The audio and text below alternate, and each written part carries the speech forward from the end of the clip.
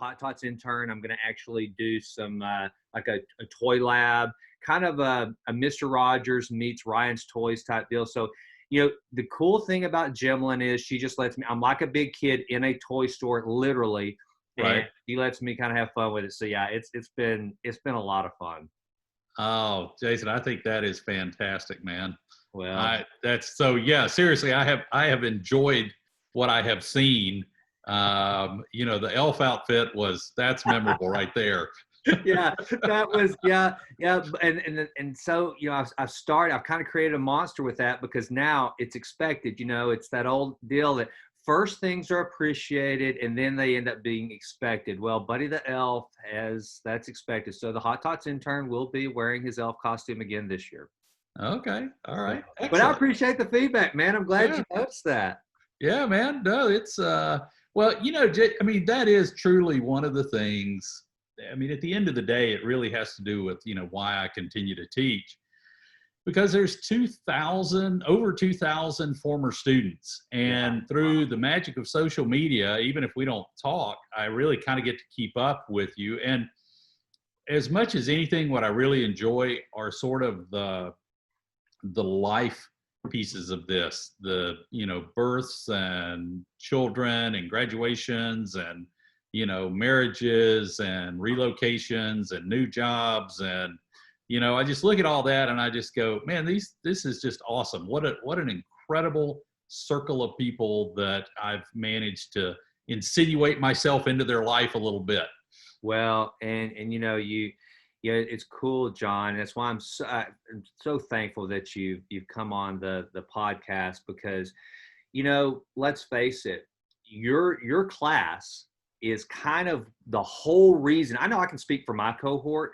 Many, I would say probably at least a majority or close to it, they come to get their MBA or go to business school for your class. They're wanting to break out of the corporate rat race, or they want to be more entrepreneurial in their thinking in there. So, and that's a big life change whenever you do come into our lives, right? Especially if it's because I had already taken the leap whenever I came to business school. I was an entrepreneur, but the classmates that were there to potentially make that exit, man, you're kind of that capstone. Okay, here you go. I'm about to give you the keys to the car. Here's how you do it. Just, don't drive in the ditch. Exactly. Call me if you need me.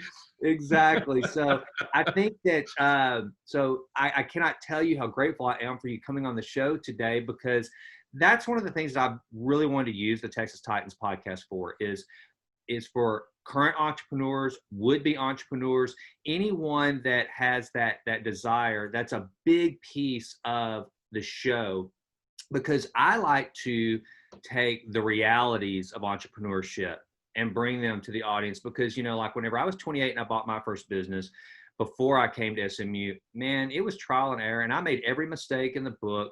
And one of the things that I found, even with some of our classmates, is there are a lot of them that and you probably see this, is they think they want to be entrepreneurs until they take that step, and they're like, yeah, it's kind of nice not worrying about how these lights come on, or how much paper gets used in the copying machine, or how do we build out a network for the office space.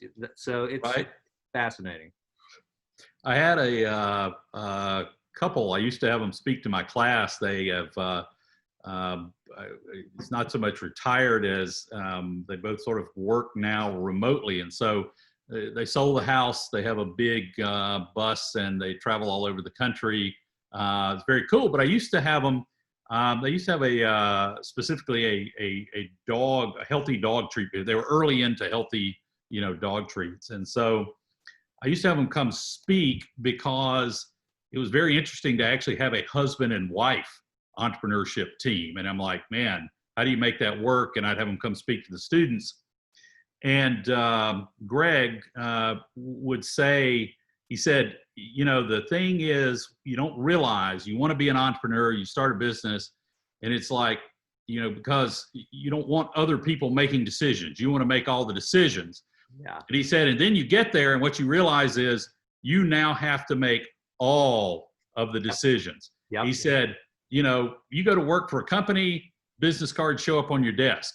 You start a company, what color, how many, what card stock, you know, what's the logo look like, you know, what phone numbers, he goes, all these decisions that you never realized were being made, you now get to make all of the decisions. One of the funniest stories, that's so profound, because one of the funniest stories I tell people, whenever I bought my first business, it was a real estate brokerage firm. And so I had all these agents coming to me asking me questions, which, by the way, John, I don't know if you know this about me or not, but when I bought my first real estate business, I'd never sold a house in my life. In fact, I didn't even have my real estate license when I started negotiating the purchase of this business. I just wanted to buy a business. And so I start, and all these agents are asking me questions. They're like, you know, how do I do this? How do I do that? Why do I do this? And I would get flustered. And it was like an epiphany one day. I'm sitting at my desk. I'm like, I'm getting frustrated, but who else are they going to ask? I mean, I have asked to be in this seat. It's weird when you first step out into it, that decision-making process, it doesn't just innately come that, okay, here I am, bring it on. It's almost like it takes a while to realize if you don't make those decisions, there's no one else there to make them. That's what you signed up for. Oh yeah, no, absolutely. And one of the things that, and I have to credit Michael Gerber, wrote a series of books called The E-Myth, the entrepreneurial myth. And I think what he was most famous for was this phrase that gets bandied around, working on the business versus working in the business. Yes. And he actually, in one of his books, has an illustration about, I think it was a garage mechanic who, you know, was this like the best brake guy in the county. You know, and man, he's fixing brakes and he's looking in that air conditioned office going, these people are coming to me. You know, I could be on my own. I don't know why I'm not doing this on my own. I'm making all this money for this guy.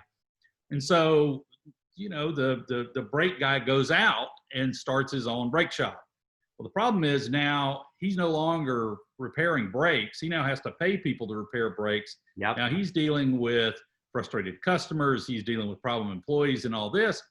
And so you've got to decide, you know, is that really what you want as an operator? I mean, do you want to be that management piece? Do you want to be the buck stops here for everything? Right.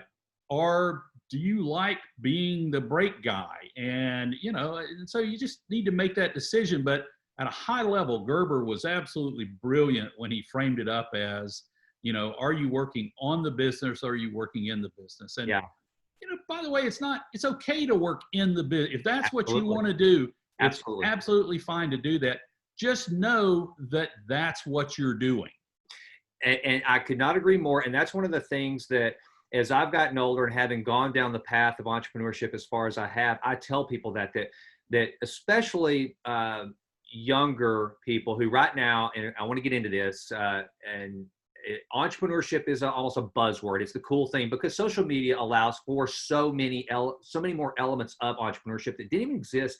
I mean, I don't like to think that it was that long ago, but it was 17 years ago whenever I bought that first real estate business. So much has changed since then. And there are so many different ways to monetize ideas and different practices now that there wasn't. The barriers to entry have become lower and lower. It's one of the reasons why I chose a real estate firm back then. You know, it doesn't take a lot to go buy a service business of that sort. So I was looking for something that didn't require a lot of capital. It was a great owner financing opportunity. Now you can do a startup with just your phone. And so there's so many people that are, especially young people that are wanting to be entrepreneurs.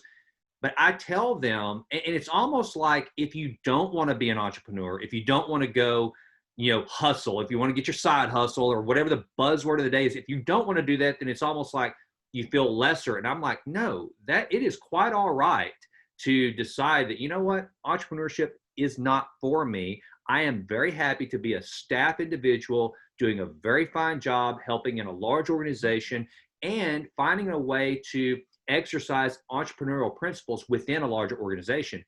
And I think that giving people the permission that, not that they need it from me or anybody else, but let them give themselves the permission to say, you know what, maybe I'm not the guy that needs to be the entrepreneur out there doing it all on my own, the startup, you know, wearing skinny jeans and cool t-shirts and showing up everywhere talking about how awesome my life is and telling everybody to go crush it. Maybe that's not me. And that's okay. You know, Jason, you've actually, it's kind of funny. You have hit, you've hit on something that a lot of, talking about sort of, you know, particularly younger entrepreneurs, current generation, millennial Zoomers, you know, whatever's coming next. There's this, you know, they see a lot of, as you point out, there's more opportunities than ever, you know, to start businesses, to be entrepreneurs. And a lot of that has to do with, as you point out, technology, social media, the ability to promote, the ability to connect, you know, that sort of thing. But, you know, at the end of the day, being an entrepreneur is about making something happen. Mm-hmm. And people get caught up in the cool ideas. They get caught up in having partners or being partners with their friends, you know, that sort of thing. And there's certainly lots of success stories. I would never discourage anyone from pursuing entrepreneurial dreams. However, you know, one of the things that I have come to appreciate, because oftentimes I deal with, you know, growing businesses or even mature businesses that were entrepreneurial, or the phrase we use is owner managed, mm-hmm. that they're still, it's not about size. It's, you know, is the owner, the founder still actively involved in the business versus a professional management team. And so one of the things that is just a hard and fast rule for me, and I believe there's a ton of truth in this. If you want to be a partner, you have to be able to make the bell ring. Mm-hmm. You have to bring in revenue. Yeah. That's actually probably a really good test, not only for partnership, but for yourself. You know, you have to be excited about bringing home the revenue. And you have to be willing to, and by the way, history is full of entrepreneurs who were, they were introverts, they were shy, they weren't comfortable doing this, and yet the dream was big enough, the passion was strong enough that they would put themselves out there, they would go do this. Right. So a little bit of a different sort of, you know, maybe test for entrepreneurship is, hey, unless you can get comfortable with being the person responsible for the revenue, you can be the greatest coder in the world. You know, maybe you find a partner who's going to be that person, but at the end of the day, you really have to understand, you really have to be willing, you know, to kill it and drag it back to the cave. Yeah. Because, and so it's an interesting test, I think, for people to ask themselves that question. And I think one of the things too that I learned early on, and it's kind of the breaking point. And I've had very few. Well, I've actually only had one real partner in business, and it was a phenomenal partner, Chris Phillips, in my last real estate firm that I co-founded with him. But I've had would-be partners, and whenever they start saying, "So when do we get paid?" You know, as though there's this mythical accounting mechanism out there that pays you for efforts, whether you bring in the kill or not. That's what I have learned really weeds people out as to whether they're willing to go at it for a period of time without the pay, John, it was one of my favorite stories that I like to tell. And by the way, I will bring some organization to this. We just kind of jumped in on this conversation. I hit record. Oh, and also as I guess I should let you know, I've never done this before, but I've actually got an Instagram Live going so that what I would like to do is for the first time, if people are watching on Instagram Live, I'll do my best to look and check for if you have questions for John about entrepreneurship, starting a business. If you've got an idea and you're wanting to launch it, then I will try to chew gum and walk at the same time and get your questions from Instagram Live and ask John while we're doing this. I think that would be really cool. So we will bring some organization to this. But one of the things that, you know, I've noticed, John, that was always kind of a breaking point for a lot of people is being able to work without the paycheck. And one of my favorite stories is whenever I bought that first business, I went a whole year basically living off borrowed capital that came as a result of how I structured the acquisition, which was a 100% leveraged buyout. I didn't have any money at 28, or not Right. enough to buy the business I was buying. It's about a $500,000 business all in. And so after that first year, I remember, now you got to understand, at 28, I thought I knew what I was doing. I thought I was a hotshot entrepreneur. I mean, I had read, Fast Company, and all this stuff, Right. And so I called up my CPA at the end of the year, and I said, Shane, I said, we're reaching the end of the year, and I haven't taken anything out of the company. I know I'm not going to get a tax refund because I haven't actually paid anything in FICA taxes or anything this year because I've been basically living off expenses. How does this work? And he said, well, you might be eligible for an earned income tax credit. To which I replied very naively. I said, well, isn't that for people in need? Right. What? An income? And so he started laughing. He said, well, you put all of your money into the company. You haven't taken any money out.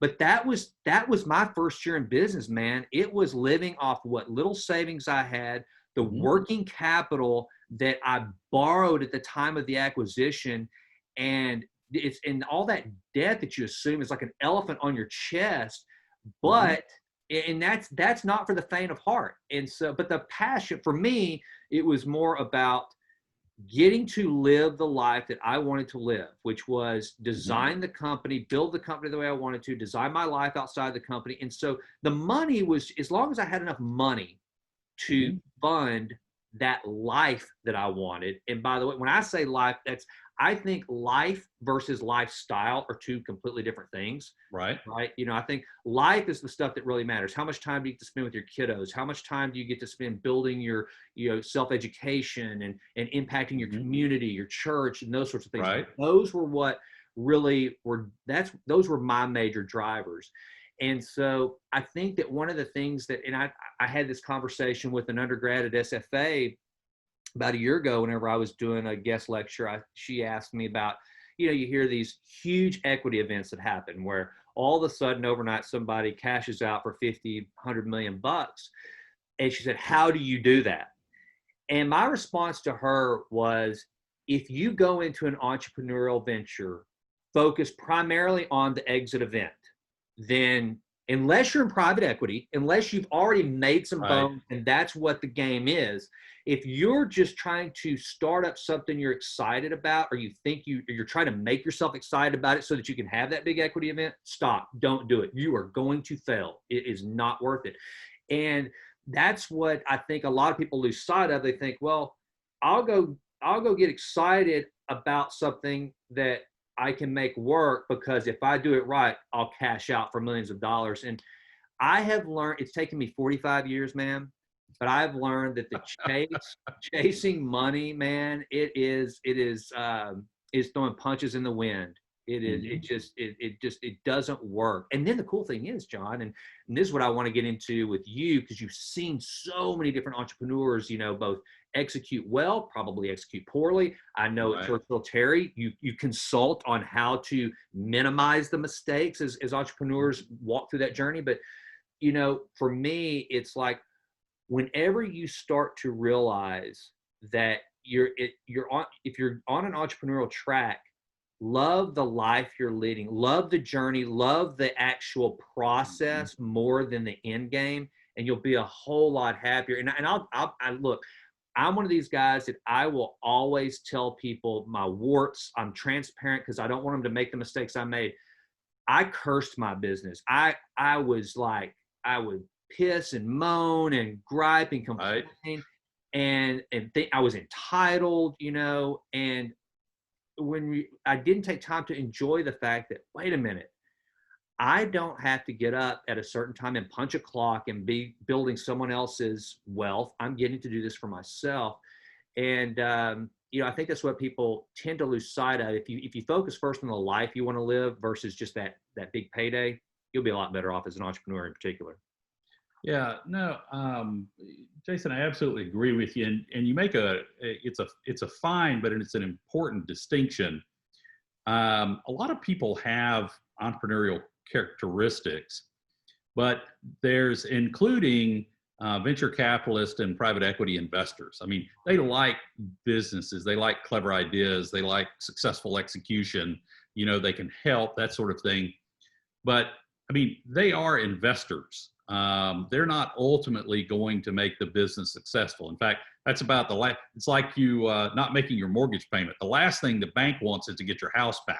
Right. That's a failure, not a success on their part.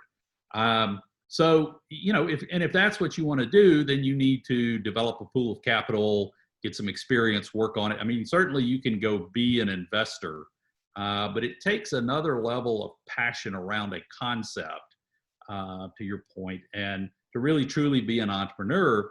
And, the journey becomes the reward. Like everybody would love to make a pile of money. Everybody would love to cash out. But it's tough to do that if you're not, focus on being an entrepreneur, focus on the business. Mark Cuban, I heard Cuban speak, this is in 1999, before the dot-com crash, Mm-hmm. And of course in that day, everybody was, going public in 18 months, Right.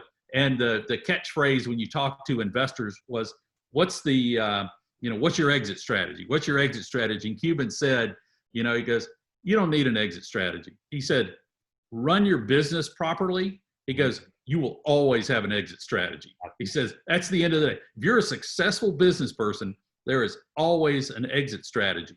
Yeah. And he said, trying to craft an exit strategy and not focusing on your business almost ensures that you're not going to succeed. Absolutely. So I have remembered that over 21 years now. Don't worry about it. Focus on being successful in your business.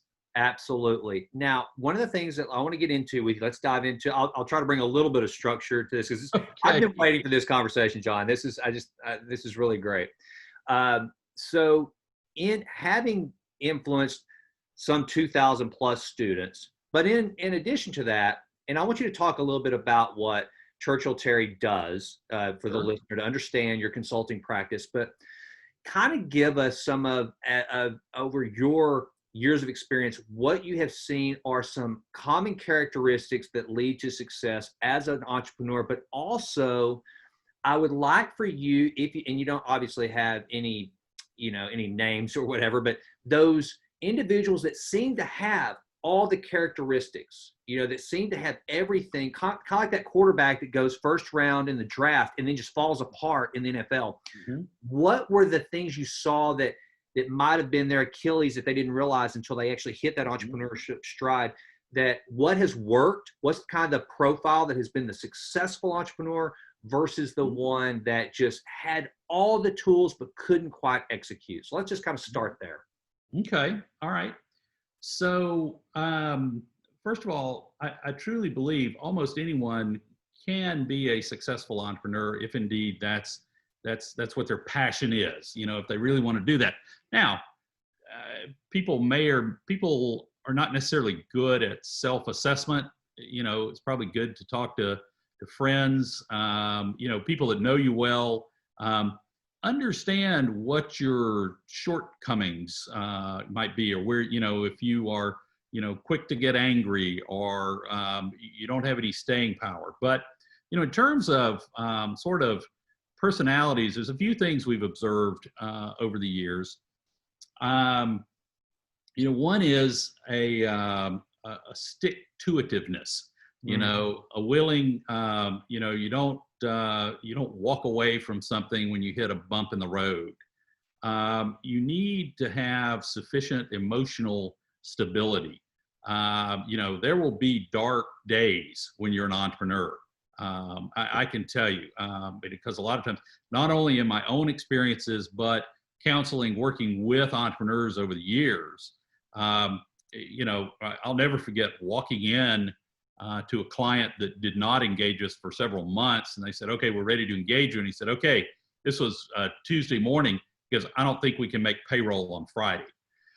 Well, okay. And you know what? The reality was an hour and a half later, we had a plan for, in the next 72 hours as to how we could make payroll on Friday. I prefer that we had more than 72 hours, and they went on and did okay and that sort of stuff. But a sufficient emotional stability. Mm-hmm. Successful entrepreneurs that we've seen, they tend to have a comprehensive awareness. They sort of understand how things connect together. I know in my own journey, Jason, speaking to my mentors, where I would be frustrated with, my own employees, and I would be just like, I just don't, they don't seem to get it. And my friend and mentor, Jerry White, who ran the Caruth Institute at SMU for, I think, over 40 years, kind of chuckled and he said, you entrepreneurs, he said, you're all alike. And so he referenced back this awareness, and let me dive a little deeper on that, Jason. It is this ability to see, if I do this, then A or B is likely to occur, and B is more likely. So then when B occurs, then I'm going to have to respond with either C or D or E, and then that leads me to F. And he said, the problem is, he said, actually not a lot of people are truly wired that way to see kind of outcomes, very quickly in their head. Right. Nikolai Tesla used to talk about, he had an ability to design machines in his head and troubleshoot them before he ever put two pieces of metal together. Right. So there's a little bit of that. And he said the frustration, Jerry shared with me, he said the frustration comes from people who aren't wired like that. He said, you're looking at 4 steps down the road at the end game. They're still trying to sort out what happens between A and B. Yeah. At the beginning, he goes, and there's nothing wrong with that. They're not bad people or anything, but you have to rein that in. You have to recognize that. You have to manage that within yourself. Yeah. The other thing that I would say that more recently, and we can dive deeper into this if you want to, I said, I now tell my students at SMU, because I've come to appreciate this over the last, 5 years out of a 30-year journey, is essentially successful entrepreneurs have that ability to think like an investor. Mm-hmm. And part of thinking like an investor is a willingness to call your baby ugly. Mm-hmm. So investors will have no problem telling you your baby's ugly. Now, you love it. You spent a long time creating this baby. You love it, and you present it, and the investor just tells you, man, that is the ugliest baby I've ever seen. Yeah. Now, and so when I go on to share with them, Jason, I'm like, if you can call your baby ugly, honestly, with clear eyes, and you still love it, you still see value in it, that's probably a pretty good idea then. Yeah. And you can carry forward with that. But if you can truly look at it and say, this just isn't a good idea. I mean, I love it, but it's not scalable, or it's going to cost too much money or take too much time. It's in a dying, any of a million reasons. Think like an investor. Yeah. Think very clear-eyed before you make that leap, Jason. I think that is an excellent point. And one of the things that I was a part of a deal here not too long ago where we did a presentation, and I was helping to produce a movie. Mm-hmm. And walked in with some folks that had not been in a lot of investor pitches. And just like you said, when you go into an investor pitch, man, you're so excited about the idea, you sweat it, and you're going for hours and hours, and you go in there and they're just so callous. How do you make money? That's a stupid idea. That'll never work. Sorry. Right. Because they've got 50 more deals they're looking at that day, right? Right. And so there was a guy who was a typical VC guy in the meeting who basically was, beating up this movie that is an incredibly personal film for the filmmaker, the director, and was just so harsh. Well, one of the other partners that I'd brought in, he was just livid. He was just, I said, and I told him, to your point, I said, hey, man, because he had never done deals. He'd never pitched, hadn't been to a lot of pitch meetings, and hadn't had his, parade not just rained on, but a hurricane thrown at it. Right. I said, look, you need to get used to this. I said, because we have two sorts of investors that we need for this film. We need the passion investors that just see the story and go, I'm excited about this. I love it. But then you've got, just like this guy's a VC guy. It doesn't matter if we're pitching to him some new pharmaceutical, some biotech deal, whatever. A movie is nothing but a product that he's going to put his capital in and say, how are we going to 10x this? Exactly.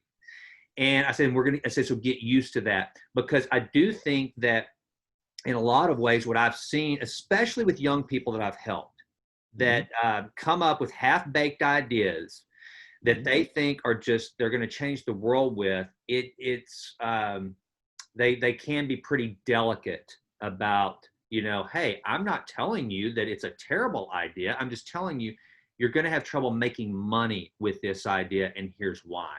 And so I think that's excellent advice as far as just the being self-aware. Now, let me ask you this, because this is one of the things that we heard at business school a lot, and I'm a big believer in it. And I just want you to kind of reaffirm that you can have a B idea, but if you've got an A team, or I'll just pose it in the form of a question and let you take it from there. If I have an idea that seems kind of like a B idea, it could make it, but I've got some all-stars that the human capital that can make it go. Is it better to have a B team with a great idea, or an A idea or a B idea with an A team or entrepreneur? Oh, Jason, great question.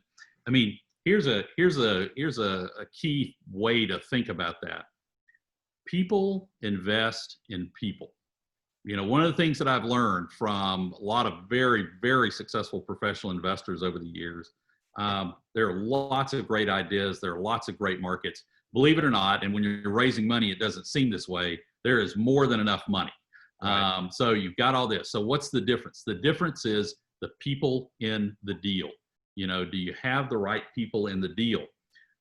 Because even if the idea is slightly off target, the right people in the deal will actually figure out how to make it happen. We'll figure out how to make it work. So, and again, this goes a little bit back to, oftentimes what I'll see, and particularly in business school, is people want to form businesses with their buddies, with their friends. I liken it to, I guess girls do this. When we were little boys, we would have clubs, In fact, one of the rules was usually no girls allowed. When we're very little boys, but and somebody would be the president and somebody would be the sergeant at arms and all this kind of stuff. Well, that was our circle of friends. That didn't mean that they were good at any of this stuff. And so, you have to really look, are these the people that are going to be part of this, are they adding value to this? Are they really an A team? I had a client years ago, and I can even speak to my own experience with this. I started Churchill Terry to get in the way of interesting things. And what I thought was, we wrote lots of business plans, we're professionals, was that, man, I'll see all these great ideas, I can get in, I can invest early, take a little piece of equity in this, and I'll go on the equity ride, and, some of them will be home runs, it'll be great. And after a few years, I learned exactly what venture capitalists and professional investors know, that there are lots of great ideas. There are considerably fewer great people, great teams. And so I have a file drawer full of worthless stock certificates, with lots of great ideas, but just the wrong people in the deal. Yeah. And it doesn't mean that they're bad people. It doesn't mean that they weren't passionate, but it wasn't the right, they weren't the right people. Right. I actually worked as a client, and we rarely will do this. Again, we're professionals, we get paid for our work. There's no lack of work, that sort of thing. But, occasionally you find a good deal, and to make a long story short, guy I'd done some work for came back, wanted me to help with a plan. I gave him a price. He was like, man, that's kind of more than I wanted to pay. Well, what I knew was, it was himself, his brother, and his dad. And two of them were name recognized names in the automobile aftermarket parts industry with huge track records of success. They had a phenomenal idea, and the youngest brother was an internet expert. And what they were doing was going to leverage all of their expertise in what was a great idea, and indeed proved to be a great idea. And so I actually sort of broke my own rule, and I went back to him and I said, look, guys, if this is more than you want to pay, I would be willing to trade a little bit for a small piece of the company. Okay. And at first they were very excited about that.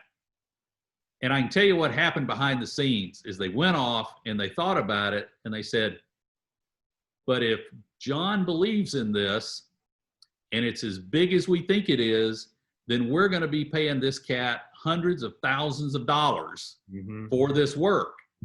And about 2 hours later, they called me back and they said, send us the contract, we'll pay the price. We don't want to give you any equity. Wow.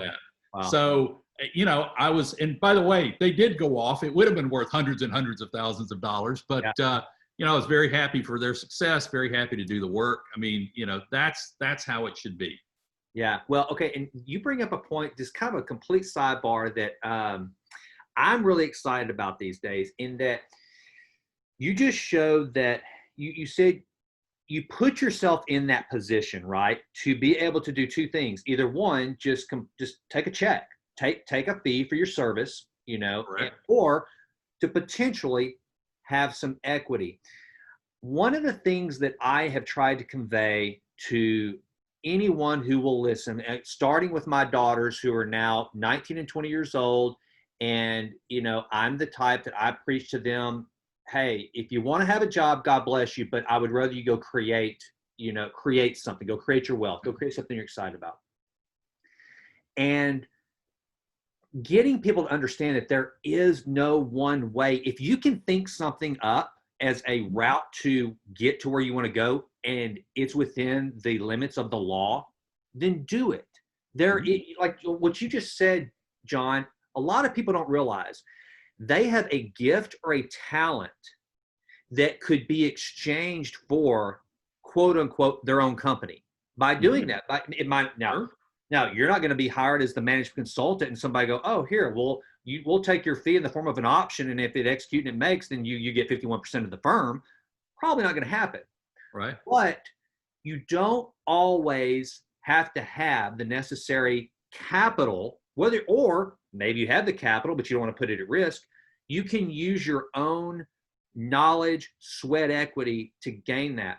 And that's one of the things, like, for example, I did not have the money to purchase that first company that I bought. It's kind of a funny story. So I remembered through one of the conversations with the seller that the office building that would be a part of the transaction was worth about $400,000, and they only owed $56,000 on it. Well, do you remember those old Carlton Sheets real estate tapes? Oh, yeah. Buy real estate with no money down, right? Okay.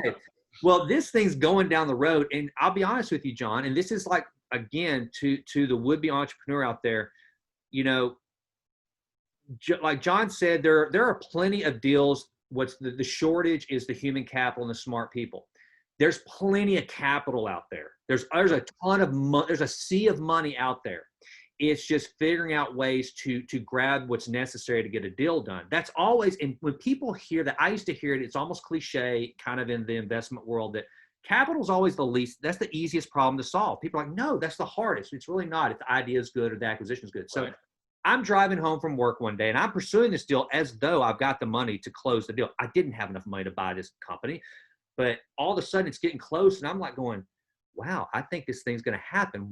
How am I going to pull this off? Right. Listen to Carlton Sheets, and he's talking about buying money with no money down, or buying real estate with no money down, by basically leveraging the seller's asset, taking equity out of it, getting them to take a second lien on their real estate, and that's how you can get the deal to work. I thought, well, they owe $56,000 on this building. It's worth about $400,000. I called my banker at the time. I said, hey, if there's a building I'm trying to buy, it's worth $400,000, would you loan me $200,000? And he said, yeah, I will, but I'm going to have to take first position on the note. And I can't imagine any seller ever doing that. And here's the thing, John, I would like to see if you've got any stories where you can kind of back me up on this. It made really, like anybody out there that's listening that would hear this story about me buying an individual's business with the equity from their office building, because that's what I did. I convinced this seller, hey, if you will do this, I'm going to borrow $200,000 of equity out of your building. I'm going to give you the $56,000 to pay off your note. So now you don't owe anything on, we get that note out of the way. I'm going to take a portion of that $200,000 and make a down payment on the franchise I'm buying from you. And then I want you to own or finance the difference between that down payment and what I owe you on the franchise, as well as finance the building on a 20-year note. Would you do that? And at first he said, I can't do that. Absolutely not. I'm giving my building away. If you don't pay, then the bank gets their money, but I'm left hanging. But here was the deal, John. First of all, it showed me that there's more than one way to skin a cat. A lot of people that are listening to this podcast think there's some magic formula for buying a business, buying a piece of real estate or whatever. Also, this was a seller that was ready to get out. His father was getting out of the business after 56 years. He never intended to run this business by himself. And so after, I guess it was 3 months, something like that, I don't remember, he calls me up. He said, fine, I'll do the deal exactly the way you want to do it. And so essentially what I did is I leveraged his asset to acquire that asset as well as the business that went with it. So I bring that up just because you made me think about that when you were willing to exchange your services for some equity. Sure. Talk to the listeners about your experience with, if you've got a great idea and you're passionate about it, not letting capital be a limiting factor. Okay. Jason, that's a great story. Real estate lends itself to that because you've got, real estate's its own asset class. People love real estate. It doesn't tend to walk off. Yeah. It doesn't tend to deteriorate in value, or it's relatively stable compared to, what we've seen in the market for the last 4 weeks, that kind of thing. But, there are other pieces to this. And really what you're talking about is figuring out how to make it happen, how to get it done. Right. At the end of the day. And, whether it's, we push in school, but, I can think of lots and lots of different examples of this, Jason, on different scales. And I'm sort of trying to prioritize what would the listeners would probably get more value out of. One, we're back to that perseverance piece. Mm-hmm. Two, to borrow your phrase, there's more than one way to skin a cat, is think about, how do you do this? Certainly every entrepreneur's got a story just like you about, I went a year without getting a paycheck. How do you pay your bills? And by the way, there are famous entrepreneurs like that. Somebody once said that Visa has launched more companies than all the venture capitalists in the world combined. And that's true. And in fact, I'll even tell you, my own story around it used to be, you would get lots of credit card offers in the mail, and I'm a relatively conservative financial person. But when I was preparing to leave my corporate job, for a period of about 6 weeks, I filled out every credit card application that came in the mail to me. Yeah. And I got the credit cards in and I activated them and I put them in a file drawer. And I did that. I never used them. Eventually they expired, but I had about $30,000 in credit card capacity that I didn't have before I started the business, just simply because I knew I would have that if I had to have it. Yeah. So that's here's $30,000 in financing that I didn't have to use ultimately, but it really didn't cost me anything. Finding ways to, and of course, so many things, launching pop-up shops, selling on the internet, TikTok videos now are a huge part of this. Here's one. People think about smaller scale. You can do this on a very big scale, and I love this example. So you're familiar with Zappos? Oh, sure. Very successful. Yeah. Well, Tony Hsieh is the name associated with Zappos. Absolutely. Tony was not the founder of Zappos. This other guy was.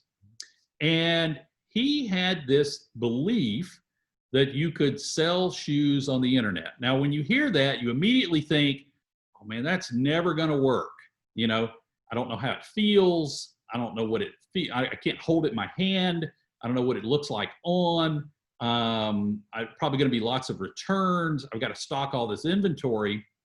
And so rather than go off and write a 3-inch thick business plan and go try to raise money for it, the founder of the company actually went to local retail stores, Jason, and said, can I take pictures of your inventory and post them on my website? And if I sell it, I will come buy it from you and pay full retail for it. Well, think about this.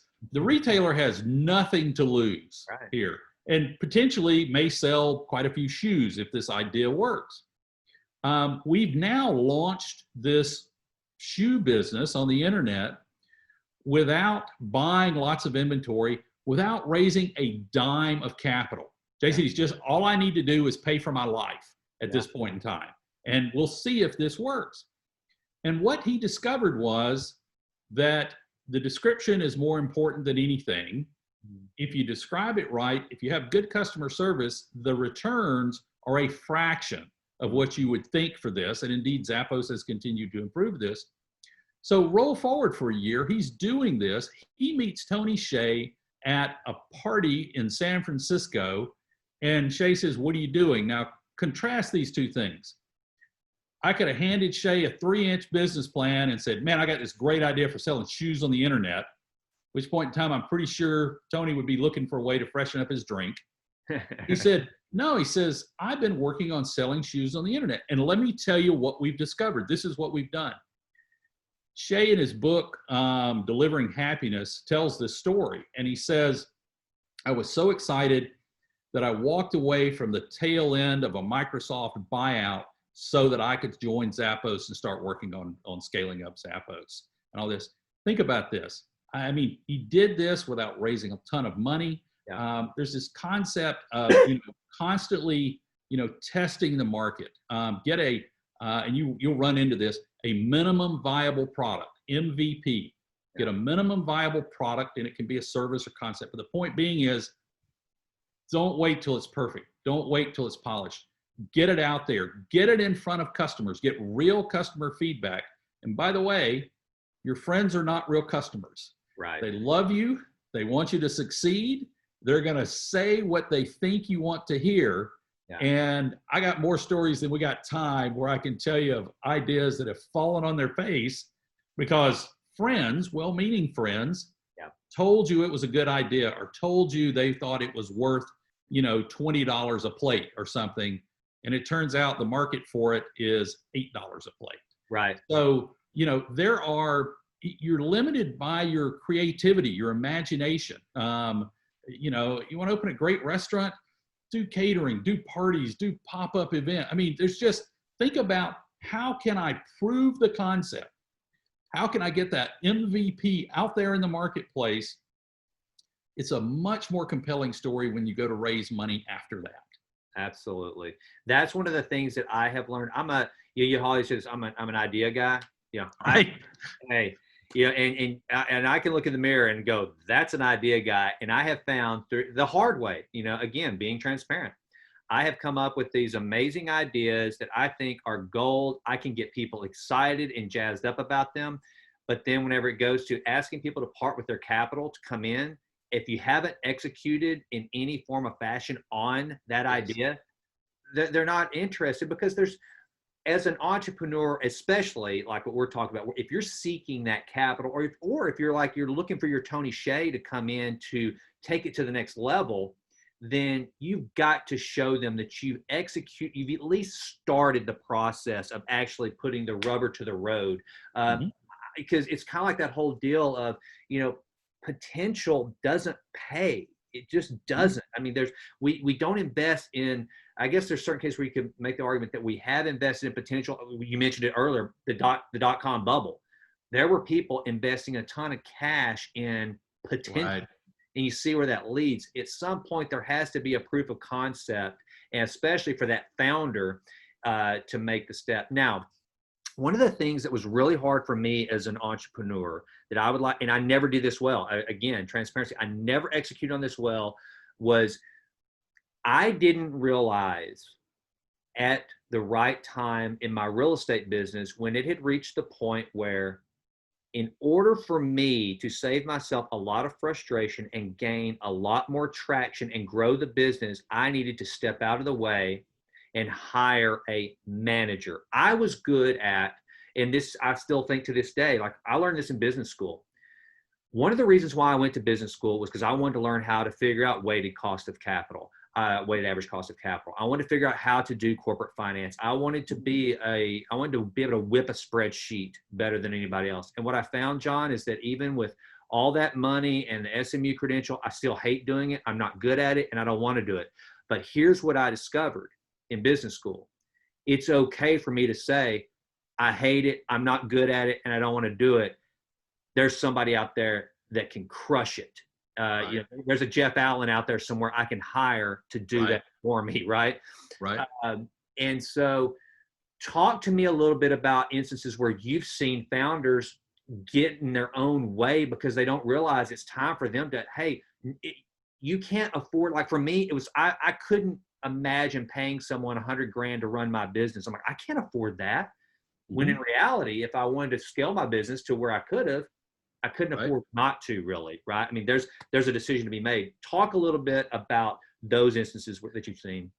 So I've got, I'm actually going to go back and lean on my friends Greg and Jennifer, who were the husband and wife team that used to come talk, to my classes. Greg said one time, he said, one of the things you need to understand when you develop a business, he says, at different stages, different phases, depending on, your seasonality and your revenue and your income and all this, on your growth cycle and all this, he goes, you will have time and you will have money. And he said, you need to leverage both of those. He says, if you've got time and you need to do the banking analysis, you need to do this, you need to do that, you need to do these other things, he goes, then maybe you're better off hanging on to your money, being, conserving your capital, and you can do it for a short period of time to sort of get to the next cycle, the next phase or whatever. He said, the harder part though, is when you have money, you need to understand that's not your highest and best use of time. And you are much better off writing a check for that sort of thing than you are trying to do it all yourself. And you can't do it all yourself. I mean, you just literally cannot do it. So the problem is recognizing, when do you have time? When do you have money?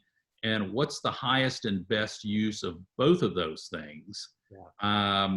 And I'll tell you, in your spirit of transparency, I mean, one of the things, Jason, that I'm terrible at is I am really good with spreadsheets. And in fact, I kind of enjoy it. It's like developing this program, this algorithm, there's an outcome to this. It's an answer to an incredibly complex question, and I can develop and derive and make predictions with that. And I love that. That's not my highest and best use of time. Right. My highest and best use of time is being in front of customers and prospects, helping them make decisions, helping them think, helping them be successful, and having, as much as I love it, having somebody else do the spreadsheet mechanics. Yeah. Let me ask you this, John, because it kind of goes back to what we were talking about, how things have changed. There are so many different ways now to make money. The reality of being able to turn your passion into a monetizable venture, I think, has never been greater. What would you tell the listener that has a passion, is excited? I mean, given now the tools, again, that exist now that didn't even exist whenever I was a student in your class, what are some of the steps that you would take immediately if you're that 23-year-old that just finished undergrad, you're looking for a job, but you're also incredibly passionate about, something, skiing, water sports, whatever. What tools do you see now at their disposal, and how would you execute on creating a monetizable business now that's different from whenever I was your student and when we didn't have those things? Oh yeah. So let me walk you through a quick illustration, Jason. If at the end of this podcast you and I decide that the world needs another portable music player, you and I can be in the portable music player business by the end of the week. So we no longer have to design it. We can outsource the design. In fact, there are probably designs sitting on shelves. We no longer have to really manufacture it. We certainly can outsource the manufacture of it. We can brand it, but not just simply, hey, Jason and John thinks it needs to be, Son of Zune music player. We can crowdsource the logo. We can crowdsource the branding. We can look at the features. We can tailor stuff. It doesn't have to be an off-the-shelf product. Very easily could be tailored and resourced. Through social media, through Google AdWords, all these sorts of things. We can put media campaigns together that, Jason, have analytics and tools that 5 years ago were unimaginable. Yeah. We can there are, thousands of channels and outlets that are dying for content. So if there's something valuable and unique here, you get to, whether it's TikTok videos or Facebook or Instagram or, just any of this. We can get user reviews.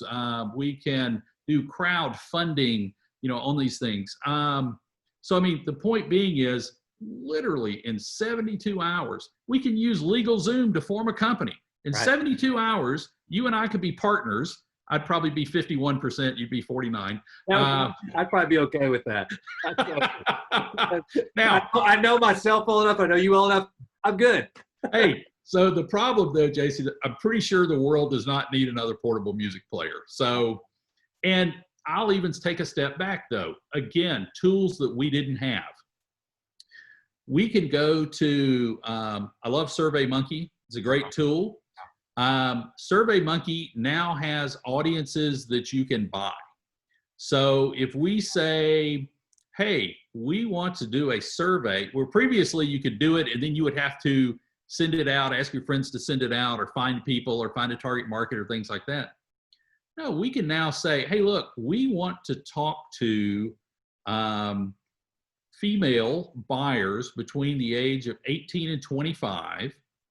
And we would like them to have this income level. We're interested in these zip code demographics. And we would thoughtfully design a survey. And we can immediately find out what the minimum viable product should look like. Wow. There is no excuse for not going in eyes wide open. And of course, by the way, and this is one of my favorite things, which, it's, and I apologize, I'm kind of thinking out loud here, Jason.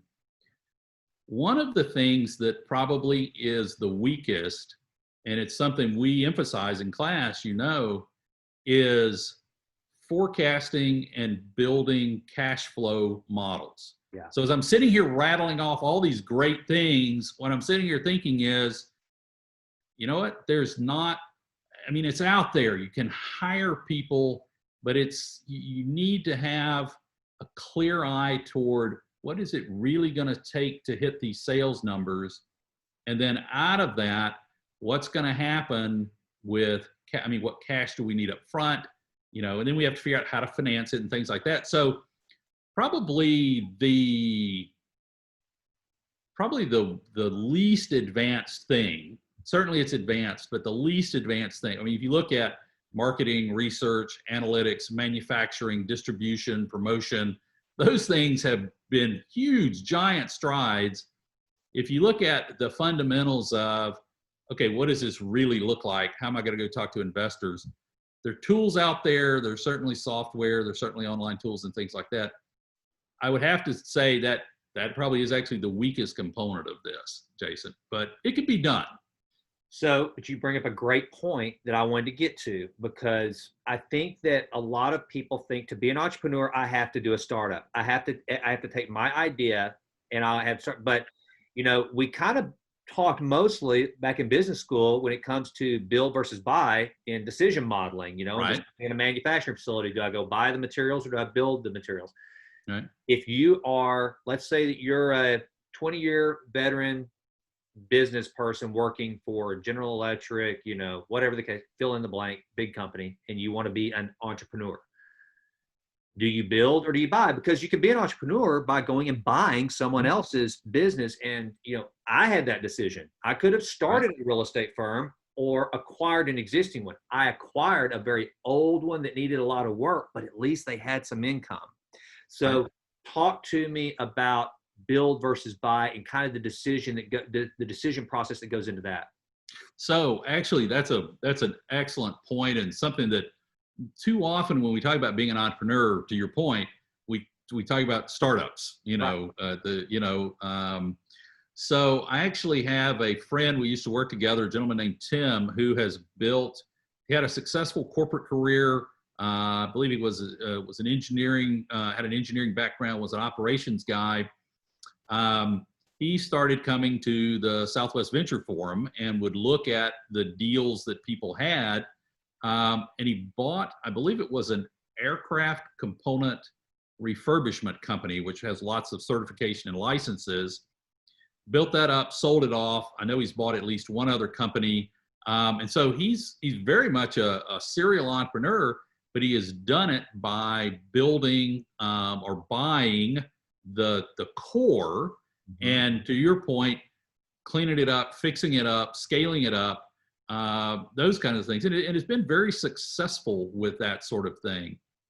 I think that probably is something that as an individual, you need to work through in your head. Do I really want to start with a blank sheet of paper? Because, to Greg Selzer's comment back in the day, you get to make all of the decisions. Is that fun to me? Or do I want to build the race car, or do I want to buy one and refurbish it, tweak it, run in a different race? Which, I mean, there's nothing, neither one is more or less entrepreneurial. We just tend to think of startups.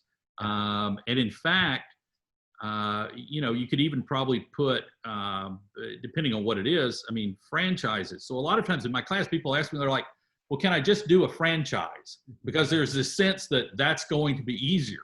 And I'm like, you know what? If you want to do a franchise, that's fine. The reality is, it actually doesn't diminish the amount of work that you have to do, because whatever information you may get from the franchisor, I mean, they can give you examples of other franchisees, but you're going to have to do the geographic analysis. You're going to have to figure out where to put the store, or, you're going to have to do all the financial work. You still have to do the marketing. In some ways, you may find that a little more frustrating because you just write the check. Somebody else gets to decide what the marketing is, that kind of thing. So, but yeah, it makes you no less of an entrepreneur, whether you start up or buy or go the franchise route.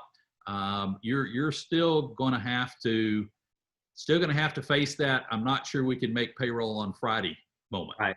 Absolutely. And now I want to give you the opportunity, while we're here, we've touched on a little bit about, but you've been kind enough to come on and share your expertise with both me again and with my audience. Talk about Churchill Terry. Why would I need Churchill Terry in my organization?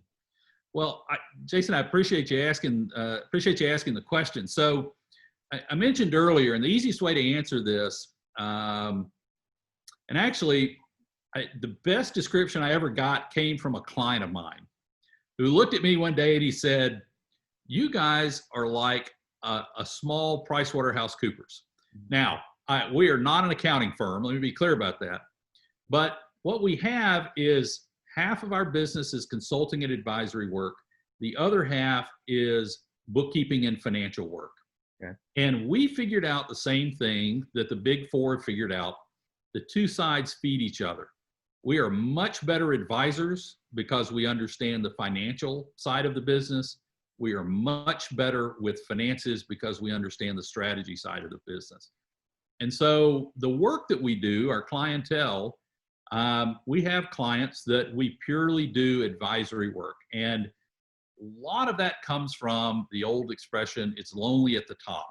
Mm-hmm. So you're an entrepreneur, either early days, you don't know the answers to the questions, you would like to talk to the head of sales, but you don't want to freak the head of sales out.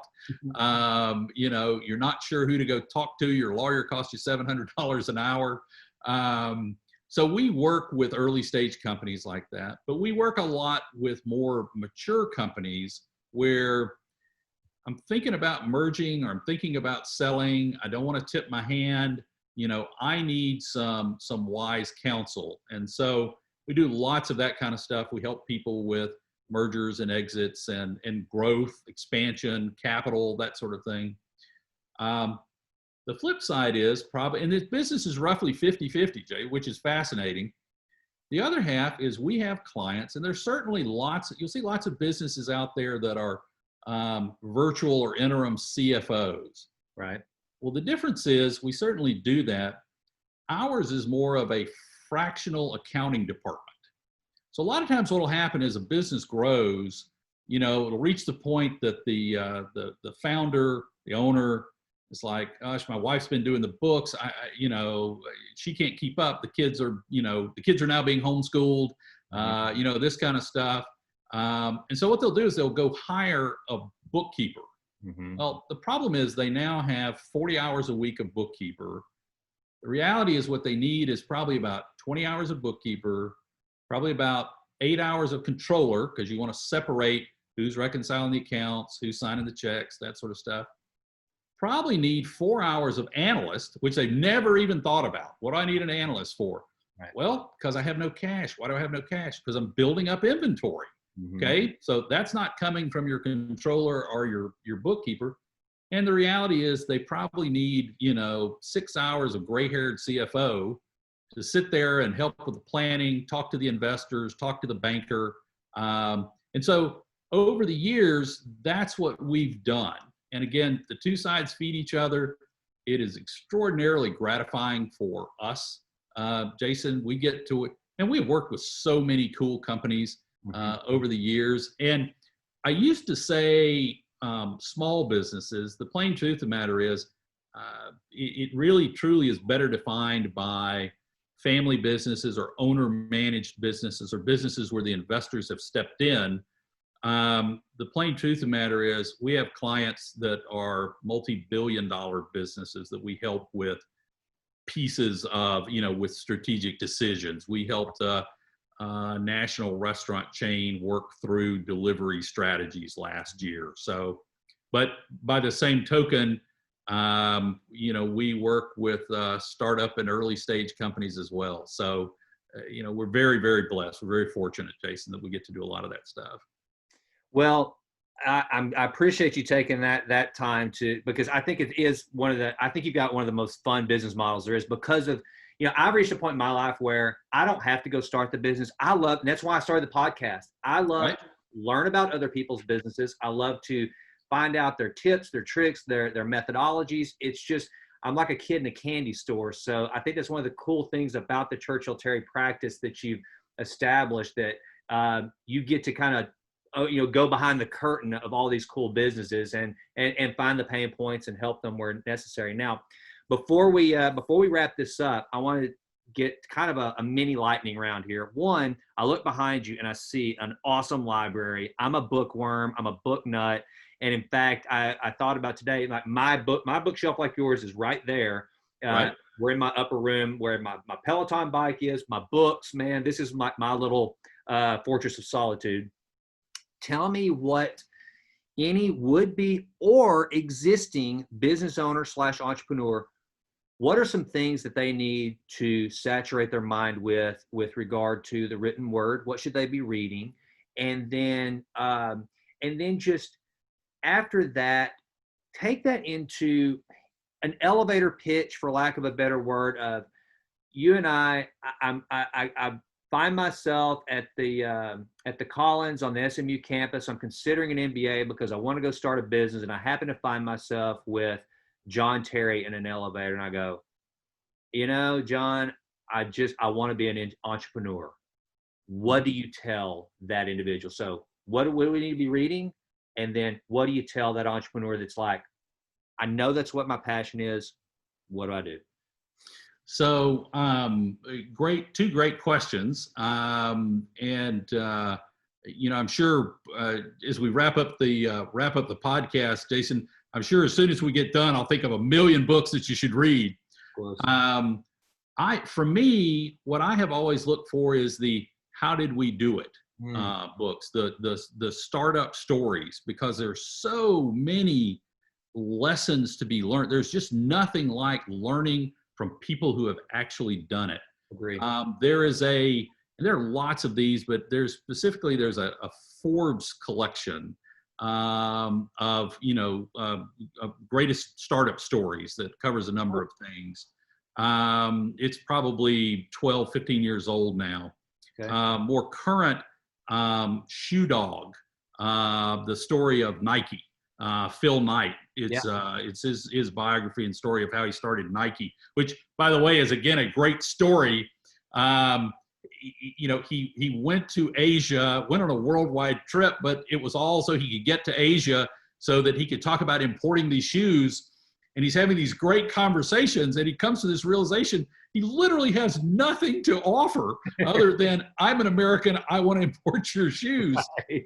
So Shoe Dog is absolutely a great book from that standpoint. And then Inc. magazine, I think, has lots. In fact, I believe there's also a podcast of how we did it or how we started. Yeah. So if you prefer that. Absolutely. So absolutely fantastic. So that's the kind of stuff that I would read. There are lots of sort of business philosophy, books and thinking, which I have a lot of friends that enjoy that. I just find it, certainly there's valuable lessons there. I find it more valuable to actually hear the stories, what it had, and particularly, Jason, for me, the underdog stories. Yeah. How did I overcome? Yeah. How did I overcome? So I think that's motivational, inspirational, and is valuable as well. So, the elevator. Somebody asked me a question, John, I want to be an entrepreneur. How do I become an entrepreneur? I think a couple of things. One is you really need to sort of look at, do some self-examination. You need to be true to yourself, and make sure you're not the brake guy who's really good at fixing brakes, who thinks it looks like this. You really need to do the homework. You need to do the business planning. It seems, it goes through phases where you got to have a business plan. You don't need a business plan.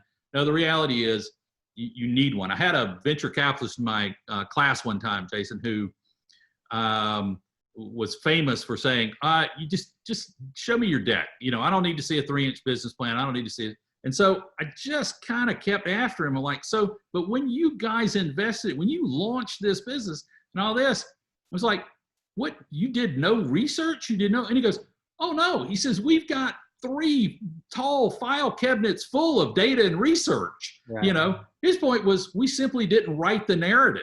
Yeah. We did all the research, we did the forecast, we did the modeling. So what I would say is, figure out, what you're passionate about. Do you have the temperament? Do you have the stick-to-itiveness? Do you have the resources? Here's a great book. If you want to figure it out, it's an older book. It's by a gentleman named Thomas McKnight. He's very successful, worked on a lot of really big entrepreneurial projects like ComSat and Global Crossing, the big fiber networks and things like that. And he actually wrote down probably the most comprehensive list that I have ever seen of he created what he called the scorecard. Wow. And so the name of the book is by Thomas McKnight. It's called Will It Fly?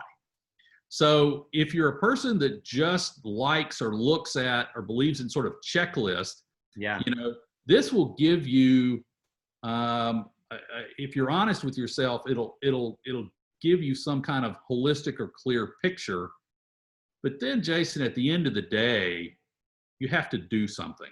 Yeah. And all the things we've talked about, be smart, figure out the cash flow, figure out the minimum viable product, talk to real customers, not your friends, all those kinds of things. But then you can just analyze forever, and I've seen it with students all the time. And what I've seen is the ones that jump, you will find things that don't go in your favor, but the universe has a way of balancing things out. Mm-hmm. Some things will be easier than you think. And I'm sure you experience that as well. Absolutely. So, and the last thing I would tell you is, if you're not in too big a hurry, go at least take the entrepreneurship class at SMU. And if you got time, go get your MBA. Yeah. Well, I would definitely say I would recommend both. I know it's benefited me. Sometimes you question the value of education, the way it's structured now and such, but I can tell you with regard to your class in particular, it's why so many of us were there in the first place. And it all builds toward getting you to your entrepreneurship class and our actual entrepreneurial project where we actually kind of put a business together. And John, I can't tell you how much I enjoyed the class and learning from you. And if someone were to ask me the difference between ABC University and an SMU, why is there such a delta in the price point and the like? It's because of the John Terrys that are in an SMU business school, at Cox versus whatever other university. So thank you for what you did then, and to take the time on a Saturday to be on the Texas Titans podcast. I could not be more grateful, man. Thank you so much. Jason, I'm telling you, thank you for inviting me. Thank you for your kind words. And again, SMU is an extraordinary university, and it has to do with the people, and it's not, you're very kind to speak to me, but I know the other professors that you've had. I know my peers. Yes. It is absolutely one of the best opportunities in the world today, and it consistently shows up in the rankings that way. But Jason, it's also, thank you for inviting me. I can't tell you, your success, your peers' success, these 2,000 plus students that I've had over the years and will continue to have for as long as I'm teaching. Man, I love that. It's just so fulfilling for me. Well, thanks so much, John. I appreciate you being on the show, and congratulations. Now go update that LinkedIn bio. You're a Texas Titan. Okay, Jason, thank you, man. So the most productive thing I've done this week. Thanks, John. All right, goodbye.